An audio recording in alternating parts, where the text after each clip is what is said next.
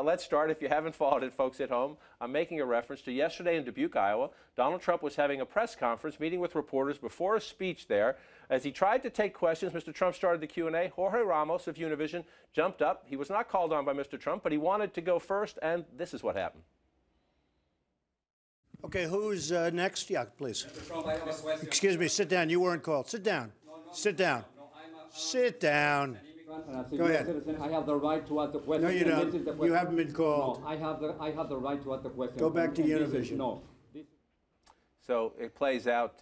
Jorge Ramos goes on, you cannot deport 11 million people. Trump says, sit down. You weren't called on. This goes on and on. At this point, Mr. Ramos gets escorted out of the room by security. There's more. We'll get to the more in a minute, though. Let's stop right here. Number one, let's be clear. Jorge Ramos was standing up. He hadn't been called on. He was being an activist. He's a journalist, but he was also promoting his agenda, so we should be clear about that. And Mr. Trump seemed to like that moment. Well, right, because this helped Trump. And this helped Jorge Ramos because he is the most popular Hispanic anchor in the United States. And as you said, he's been playing an activist role in the immigration issue. He was thrown out of the room. That's going to help him because it looks like he's being shut down. He's being silenced. Trump says go back to Univision.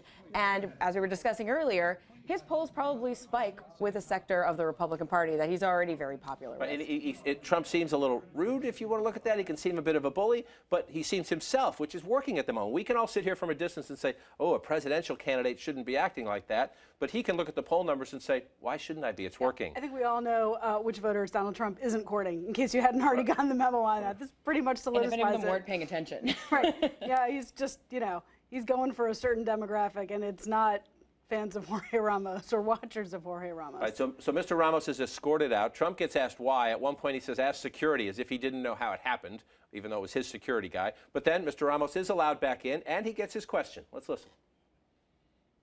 The rest we're going to do, and remember, you used the word illegal immigrant. No, I didn't use the word. Okay, well, you should use it, because that's what the definition is. No human being is illegal. Okay, well, when they cross the border, from a legal standpoint, they're illegal immigrant when they don't have their papers.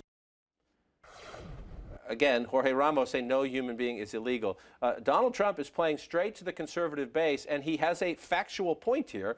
When people come across the border or if they overstay their visas, they are breaking the law. And a lot of conservative voters think that the political elites and media elites ignore that fact and just say give them legal status or give them citizenship and don't want to deal with it. So again, Mr. Trump there, some of us might say, ooh, that answer was a little rough, but he's playing to that constituency you talked about, Margaret, and to a conservative base that thinks a lot of people just want to ignore that fact, that laws were broken.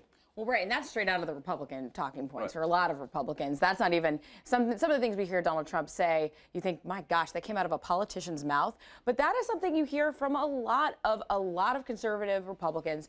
But I think they were quibbling over the word illegal, calling someone an illegal rather than an undocumented person or something, which again, Donald Trump would probably argue as being PC. I think there's two dynamics to watch. One is sort of side issue.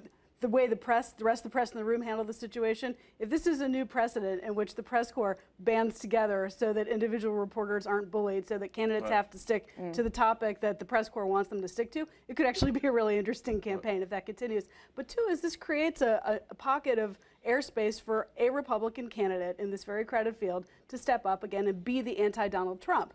There are opportunities after opportunities, and many of those candidates seem sort of hesitant to take it. This is another opportunity. In part hesitant to take it, especially in a state like Iowa, where you have a more conservative electorate that tends to agree with Donald Trump and likes the fact that Donald Trump is essentially he's the hand grenade right now. The Republican primary is playing hot potato with a hand grenade. They like the fact that he has everybody squeamish. They like the fact that he has the establishment squeamish. They like the fact that he has us squeamish.